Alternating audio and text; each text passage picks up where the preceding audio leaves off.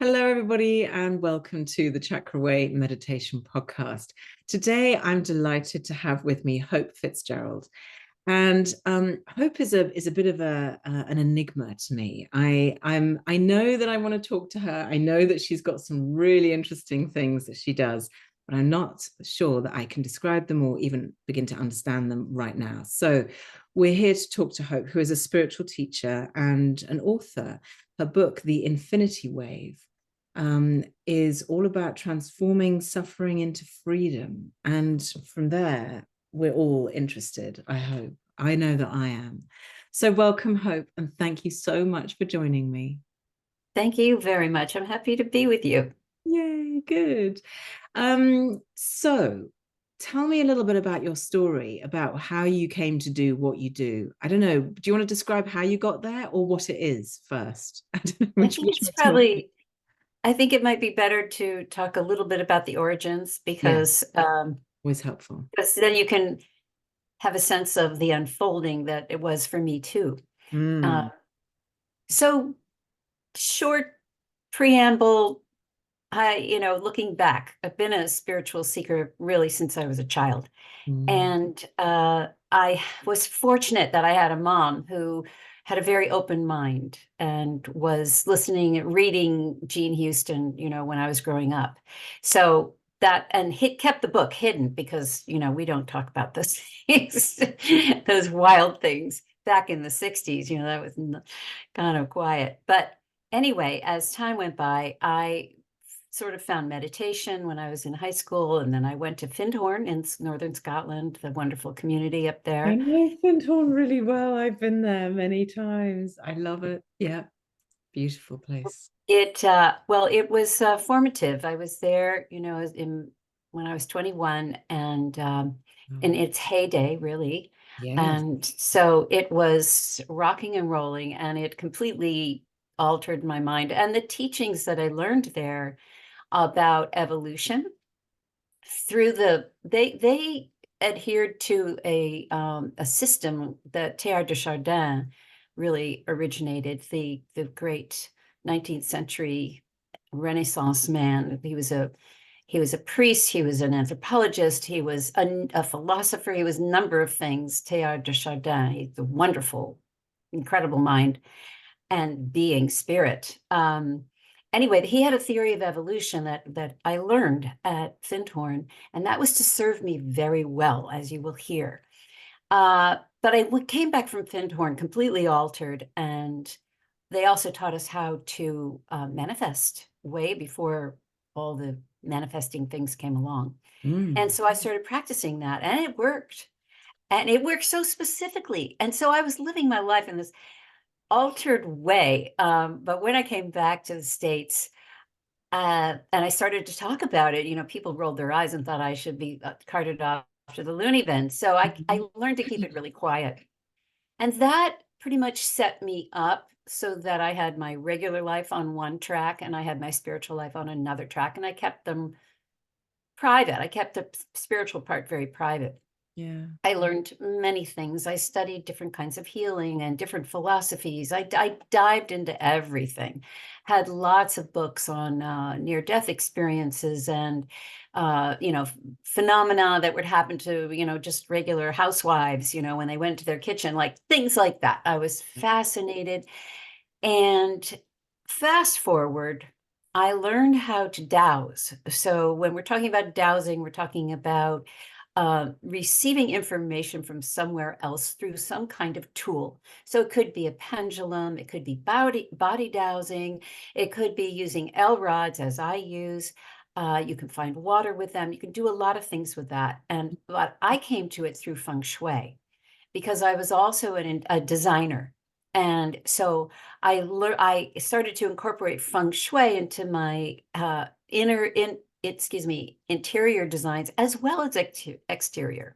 Nice. Yeah. And through the dowsing, I started to develop this conversation with, I didn't know what was talking through the rods, but I noticed that when I followed the direction of the rods, I uh, things went better, and synchronicities would happen and manifestations would happen. So I developed this conversation with, I didn't know what, but I trusted it. I learned to trust it through the feedback. So all of this went forward. And then in 2010, had a very, very tough year. I had friends who were critically ill. I had a father who was critically ill. I had just stack on stack on stack of challenging things going on. Right. And at the end of September, my father had passed, other things had happened, and I was really on empty, on spiritually, mentally, physically, emotionally. So I went for back-to-back sound healing workshops in the Pacific Northwest with Tom Kenyon. And it's the only time he ever offered back-to-back weekends. It was quite amazing. So I went for the whole thing. And I went in like a warrior on a horse. I was so determined to, what I call, clean my inner bowl. Yeah. I don't know why I had that image of a big round brass bowl, and I was just scrubbing it away. With every single practice, I had another layer come off and another layer come off. And I got into an altered state from day one, and I pretty much stayed there. By the end of the thing, the last practice of the last day, I had one remaining question. And so I asked the question at the beginning of the practice, and through the course of the practice, I got my answer. And it was so revealing, and actually a positive answer to this question. But we've got a reframe from what I had gone in with, that I was so grateful. Oh my gosh, to come to this understanding, this level of understanding, that in my mind's eye, I went prostrate on the floor, and out of me, now this is all quiet, I'm sitting quietly, but in my mind's eye, I'm down on the floor, and out of me emerges this, I am a willing vessel, do with me what you will. Just came out. And I'm just weeping. I'm so complete. I'm so good. And I came out of there and I felt literally like I had no story. You could have called me any name and I would have answered, because I was clean as a whistle. You were just All my wiped history, clean. everything was gone. And I stayed like that for 3 days, and I traveled home. I was so blissed out in this empty state. Being empty is amazing. Yes. And I'm walking across my living room. My girlfriend, very dear friend, was over there, and I was starting to tell her about everything that had happened. Because when I look back, I realized it was a deep shamanic initiation. Like, I would put names on it now. I didn't have names for it then, Yeah. but it was an life-altering experience.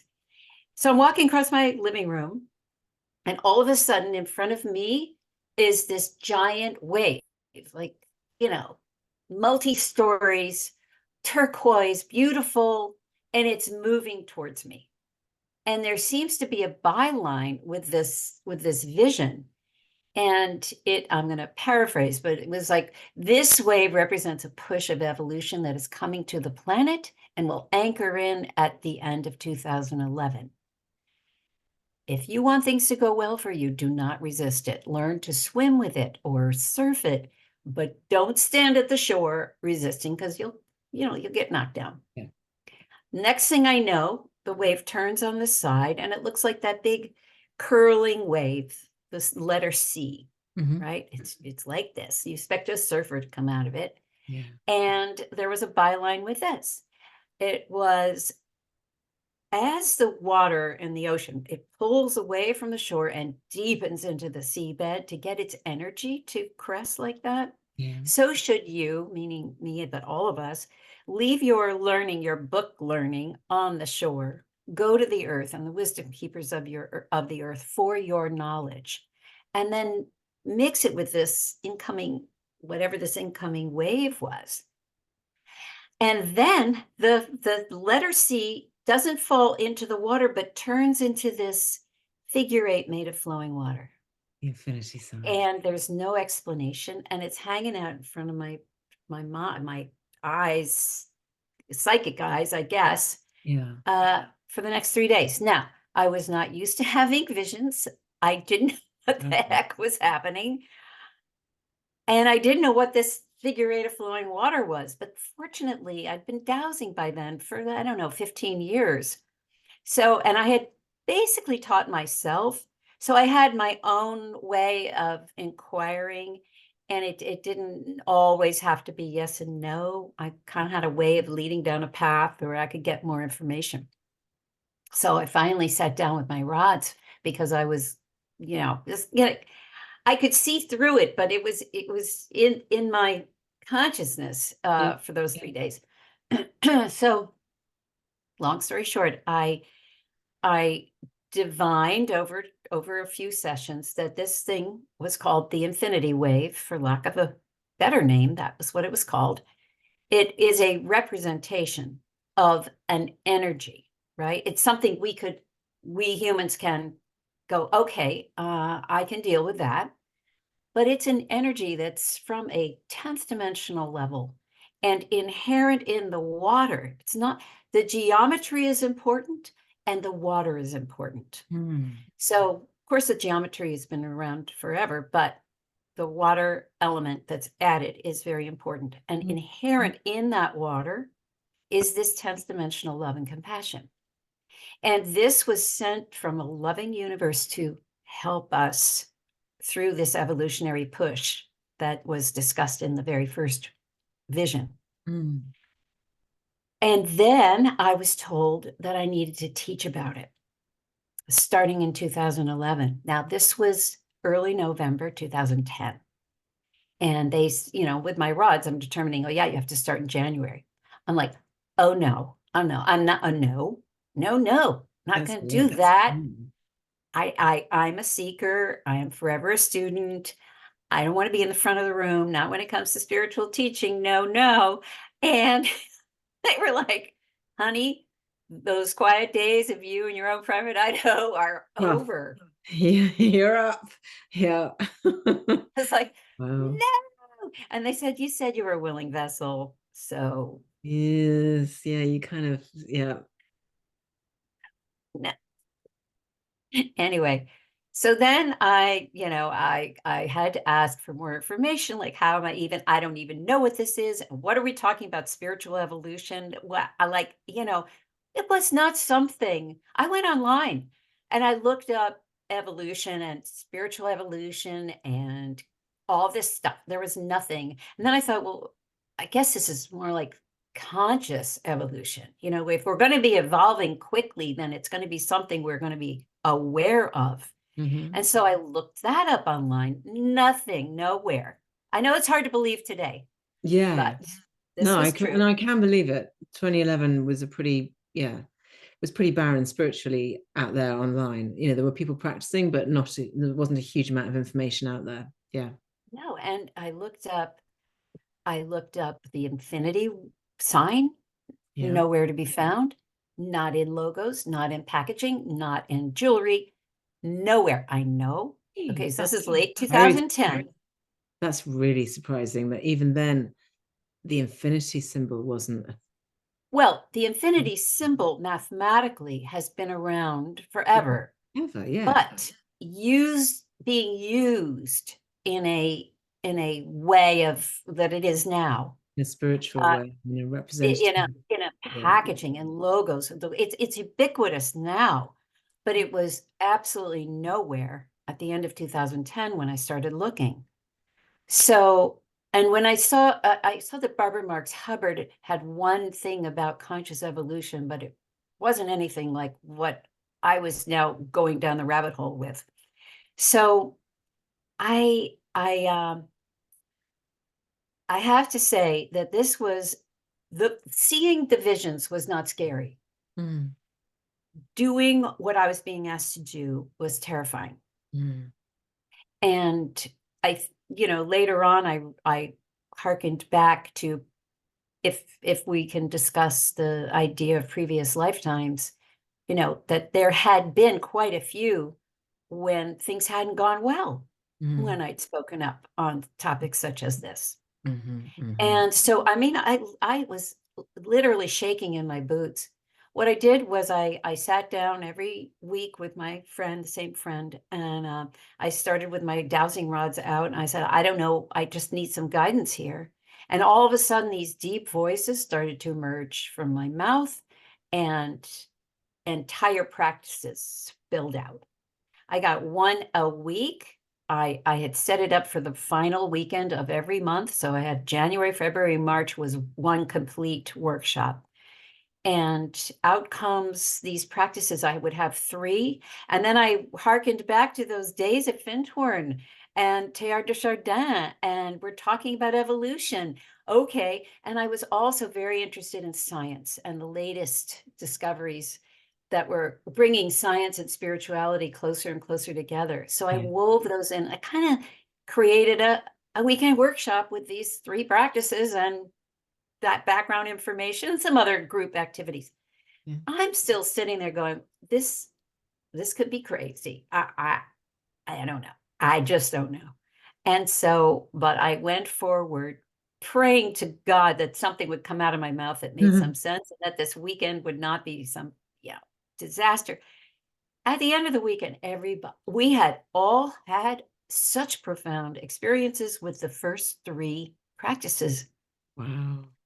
Next one, same thing. One a week, I got to practice, same thing. All. And when I looked back at the end of March on the whole thing, which I was really walking blind the whole time, total trust, total dive, I saw that these 9 practices had given every person a leap up on their spiritual evolutional spiral.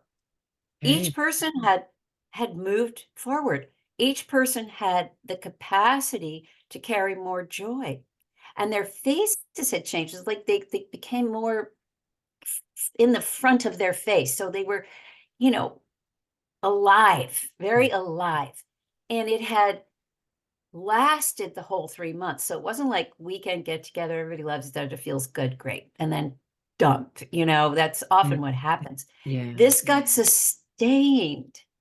So I was like, wow, okay. So then I did a second workshop, 3 months, did the same thing. Third one, end of September, I'm now seeing that this is something. Because I really had stood back, kind of like a scientist going, is this real? Mm. And I saw that it made consistent progress for people and quickly. Mm. So I'll talk about the wave a little bit in a minute, but that's how it all started. And then I was told this is meant for the whole wide world.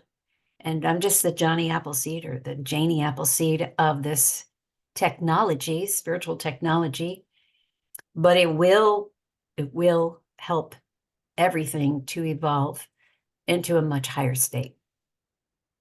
It's extraordinary. Have you come across anybody else who has had the same information as you, who's using I mean, obviously, I don't know what is involved in all of this, but have you come across anybody else who's working in a similar way? Because it always intrigues me. It's like, well, why has only just one person been, because there's loads of spiritual people out there, open, ready to be vessels. So why does it only come, surely it should come to at least a few people so everyone can corroborate and go, oh yeah, this is definitely it. And then science and the wider world begins to take it more seriously, and then it becomes more mainstream. Because these kind of practices, they're still on the sort of, in the esoteric bracket, which is such a shame because, it's something that could have and probably would help, millions and millions of people to be released from the sort of sufferings of modern life.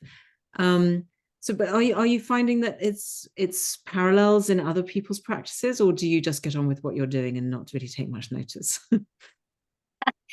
Well, I haven't found anyone doing exactly the same thing. In the beginning, of course, because I understand about a collective unconscious and a collective consciousness, I was looking. That's why I went online to look, where surely I can't be the only person receiving this. Yeah. You know, I met early on a woman named Jennifer McLean, who at that time had really was the forefront leader in the interweb kind of interview space. And she was interviewing Wayne Dyer and Deepak Chopra and all that kind of thing, and selling their packages and all that. She was the it girl in those days. And I was fortunate enough to meet her at the end of 2011 at a party. And anyway, she's the reason that I got launched. But she said to me, 10,000 people can receive the same information, but only 100 can understand it. 10 would consider taking it on, and one person takes it on. It was something like that, which is an idea. Yeah. Could be Makes true. sense. Yeah. It does. It does. And I think the fact that I had emptied myself that's why I tell that story, because you have to make room to receive. And it's just physics, you gotta empty the vessel to fill the vessel. And had I not done that in desperation, really, because I knew I would probably get sick given all the toxicity that had happened that year, that's probably why I was the one ready to receive it. And the other aspect of kind of this right is place, right time, right situation, isn't it, really? Yeah. And I had been honestly, seeking, I wanted desperately, from all the years of all the experiences I'd had, and I had quite a few profound experiences, but I was still wanting to move from believing to knowing. That as Buddha says, the longest journey is from the head to the heart. And I didn't really know what that meant until it happened to me. And I realized with taking on the wave, and it was a choice, even though I felt like I didn't have a choice. It was a choice. Taking it on, I was moving into, it's called the heart, but it's really much more than the heart. It's the other system that isn't the brain. And it's a whole, almost whole ecosystem of opening to trust in something you can't see, but that you have an instinctive relationship with. Because I've been building all this relationship through my dowsing rods, I had that. But I will say, I never expected to have such a dramatic thing happen to me, because most of the books on my shelves were people who were not awake at all, and they had this big, being show up in their kitchen or whatever, or angels suddenly appear in their room, or, and those were very much more dramatic. So I never thought it would happen to me, because I was already kind of down the road, and I thought, well, but then it did. And it was a shock. And I thought, oh, if it happened to me, I'd be ready. Oh, no. No. I don't think anybody's ever ready for that kind of energy to come at them. I can't imagine anyone ever being ready. You could prepare your whole life and then go, right, I'm ready. And then it would happen. It'd be like, no, nobody's ever ready. I know, and I've talked to a lot of people for this podcast who have had similar situations to you, like this big awakening happens in whatever form, and nobody's ever prepared for it. It just isn't a thing that you can prepare for. You do the work, you prepare yourself as you did, becoming open, becoming clean or whatever. But yeah, I think when it comes, and it's so fascinating to hear you talk about dowsing, because I use a pendulum, as regular listeners will know. I use a pendulum to do chakra readings for people, and I have no idea why it works or how it works. I just trust, and I have never really thought about what it is that's behind that, where that information is coming from. And I'm kind of thinking, well, I've just got intuition that I'm not consciously aware of. And I don't know, I find it really interesting, the dowsing aspect of your work and this relationship with trusting And for me, it would just be, the way I would put it would be just trusting the universe, trusting the energy, the universal energy that is there, whatever you want to call it. That it will show you when you ask it. And I feel like a sort of a bit of a Luddite, because I'm just like, well, it just works. I don't know why, it just works. And I just trust it. But it's really fascinating to talk to somebody else who does dowsing and has used it to such a deep effect. And do you use your dowsing for sort of personal readings and personal consultations as well? Yes, and I'd be happy to, one thing I've learned through using the rods is that you can find out where you are receiving your information from. Mm. It might be your higher self, it might be your guide team, it might be a planet, it might be the galaxy, it might be the universe, and if that's even interesting to you, we could ask. It's fascinating to ask. I mean, I wonder, I should just ask my pendulum and say, are you spirit, You can. fantasy, planet? What are you? But I Yeah, you think can. I mean, sorry, everybody, I'm getting onto a sort of personal thing, but I think that's where I'm going wrong. As I'm listening to you, I'm thinking, do you know what? I'm asking all the wrong questions. I think that's I'm, I'm asking questions, but I think I'm asking all the wrong questions. I need to start thinking about actually what are the right questions to ask it. But listen, we can do that. I would love to find out. But let's get back on topic, because Okay. I want to know the wave, the infinity wave.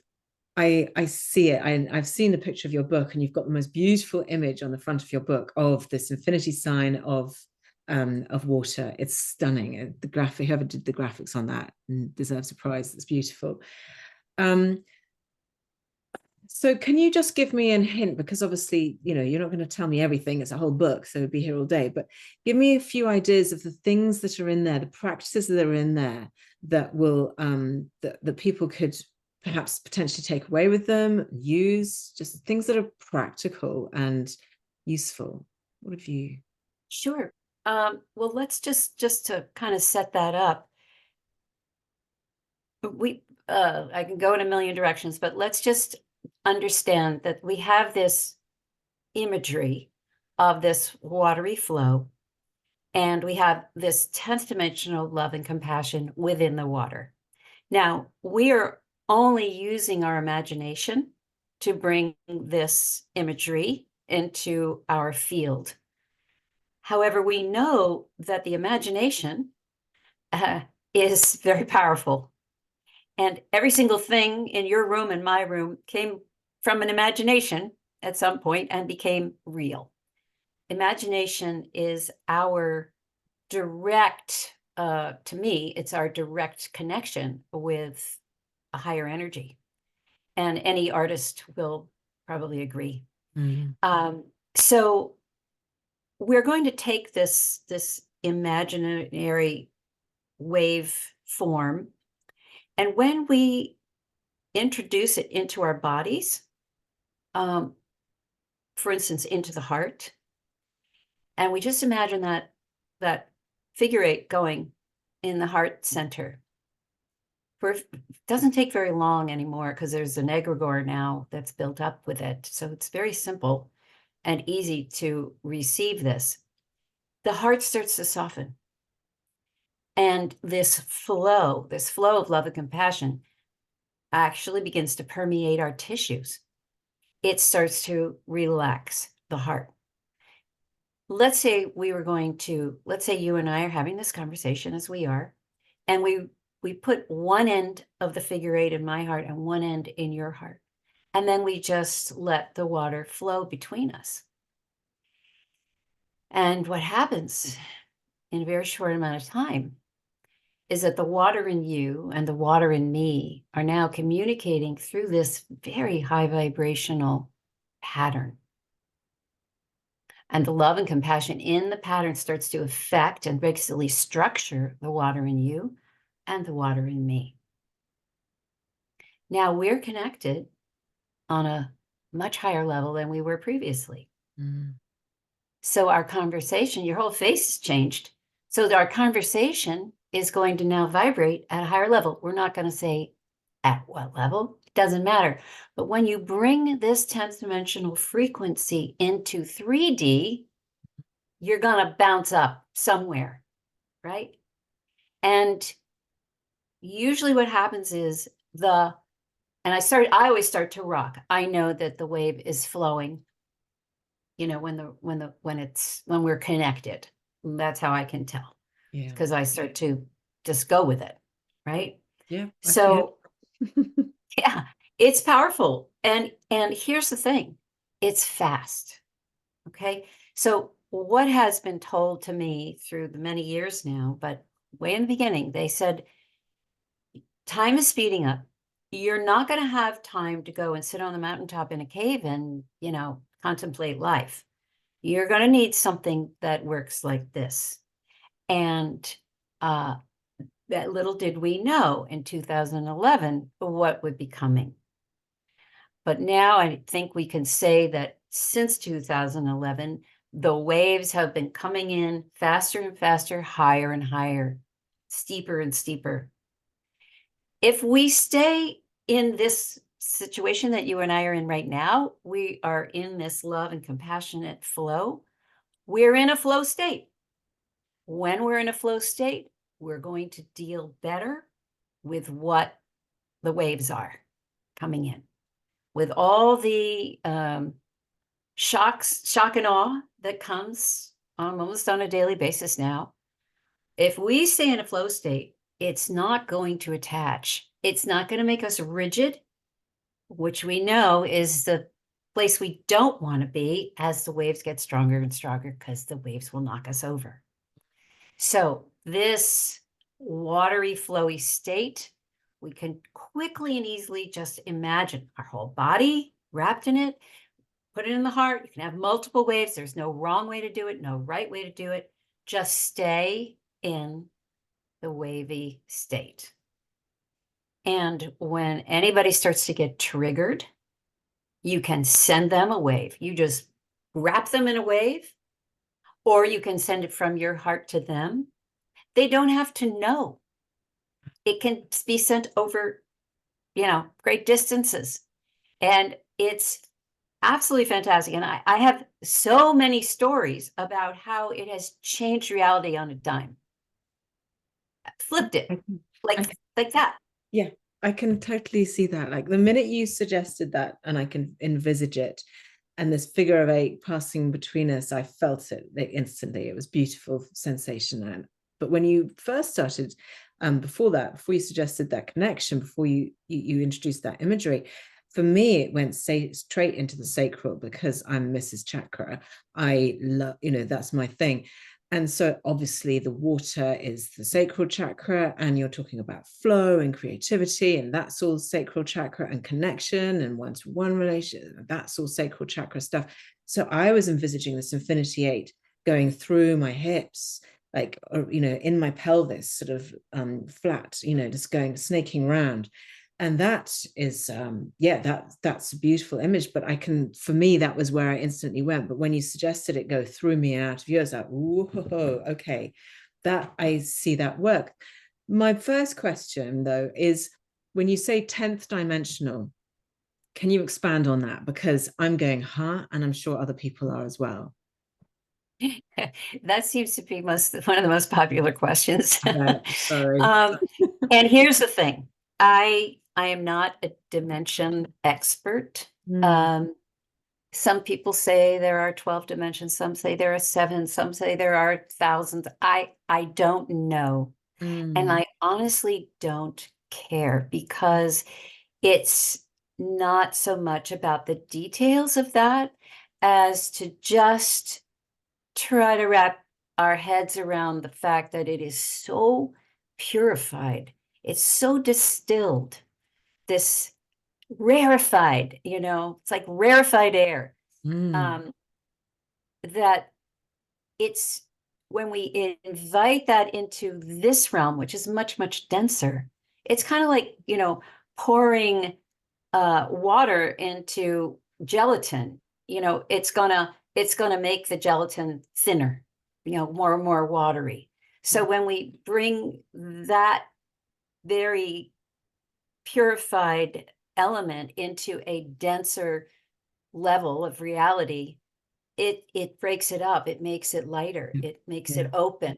I'm with you. So Because I mean, that's the obviously, best way I can. yeah, no, that makes sense. And I agree with you. I don't know how many dimensions, like we live in 3D. That's the third dimension, is where we all exist on a sort of earthly kind of realm. And there's a lot of talk about people being elevated to 5D, people switching to the 5D world. I don't know quite why we bypassed 4D, but whatever, we did.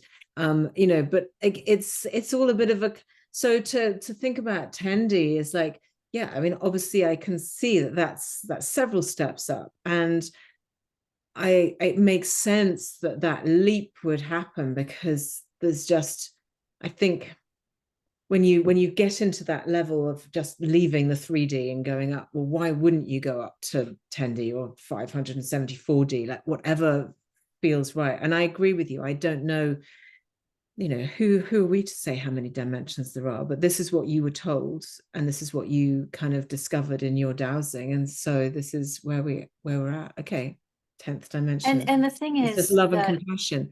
And this is interesting to me as well, because I feel like, we started this conversation, you said that you had a lot of books around, near-death experiences and so on. And so this is something that interests me as well, is this idea of what happens after our bodies have had their time, is where our spirit goes. And to think that that would go to 10D or 30D makes much more sense. So is there an element of that within this dimensional, um do you think?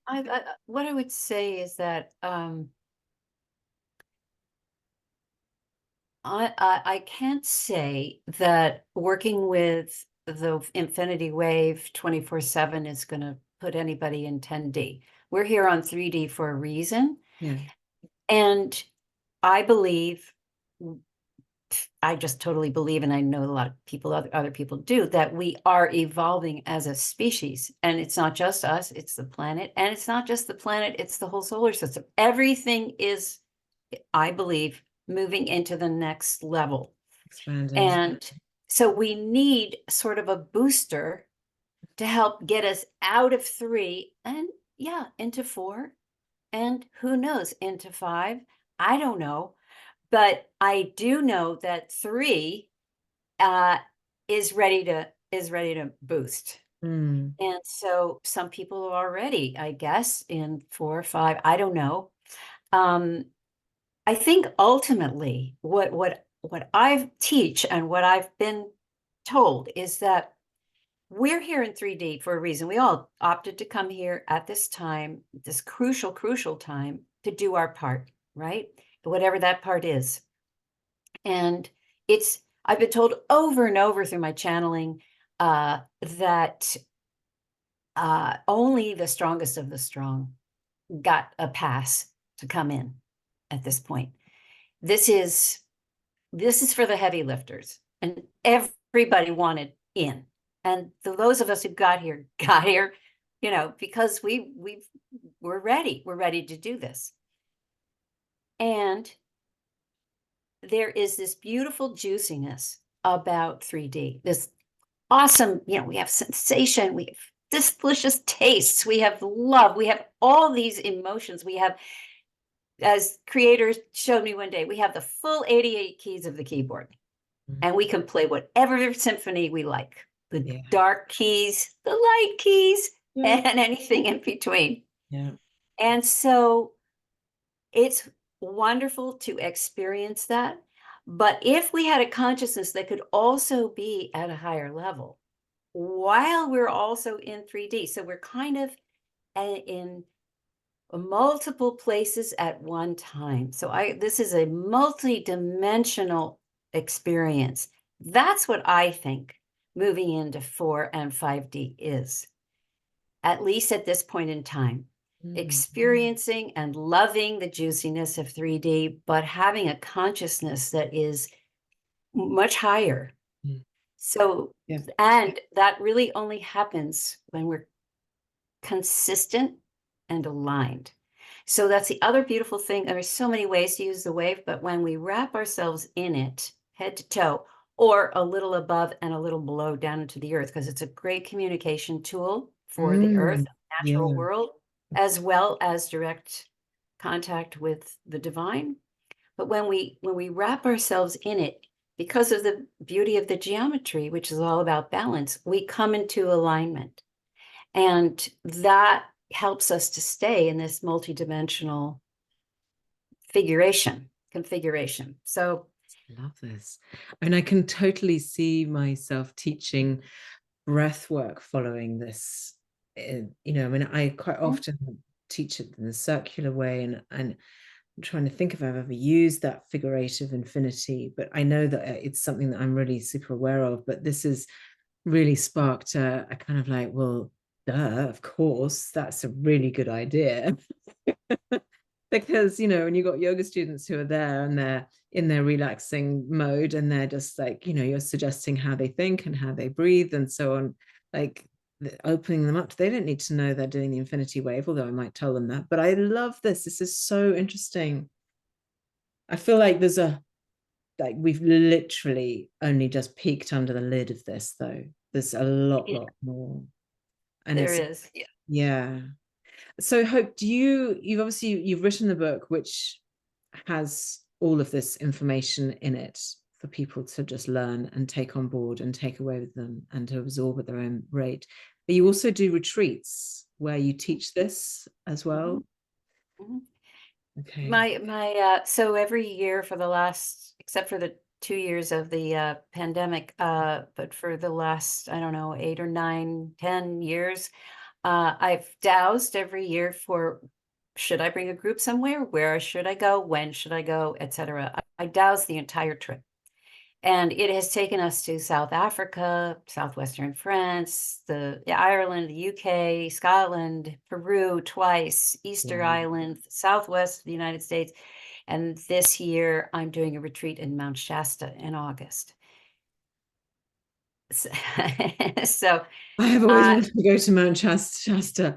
That's one of oh, my absolute bucket list places. I want to go so badly.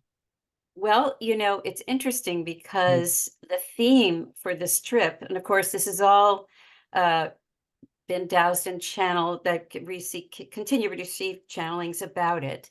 But it's all about ringing a clarion call for the freedom of humanity. And the beautiful thing about Mount Shasta, as I have been told from my guidance, is that it's like a major megaphone. So what you do on Mount Shasta really does ring out around the world and beyond. So when a group of people come together and what we're being asked to do is this giant practice of freedom, um, it's kind of exciting, and I'm very, very jazzed about it. So exciting. Well, I mean, lucky you guys who live in America who can just hop on a short plane. That's a very big plane ride for me. But that sounds amazing. Hope, I feel like I've literally only scratched the surface. I kind of really want to know more. So I suppose I've just got to go and buy your book. That's the only thing for it. Well, I mean, that's it's no hardship. I just see my bookshelves, they're just heaving in front of me with all these books that are just like sucking this knowledge. So how can people find out more about you, work with you, have a consultation with you? Where can they find you? my website is spreadinfinitehope.com. So that's the best place. I'm on Facebook, I'm on Instagram, I'm all those places. And if you email me, it's hello@spreadinfinitehope.com. That's the best place. And just a note about the book. I was asked to write it through my guide team in 2014. And it took me a long time to get my what together to do it. Yeah. And I launched it in December. It is a handbook basically for the infinity wave. I'm writing a second book now that is a compilation of all the paranormal things that have happened along the way, because they're kind of interesting. And it's a way to say, you know what, when you step off the cliff and you allow the universe to catch you, life is going to look very strange sometimes. And so these are some examples, but don't fret. It's okay. So that's going to be my next book.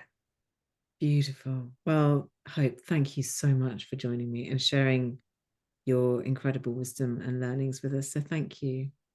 Oh, such a pleasure. I love having a little kind of vicarious thrill of being in the UK for a little bit of time. Thank you. Thank you.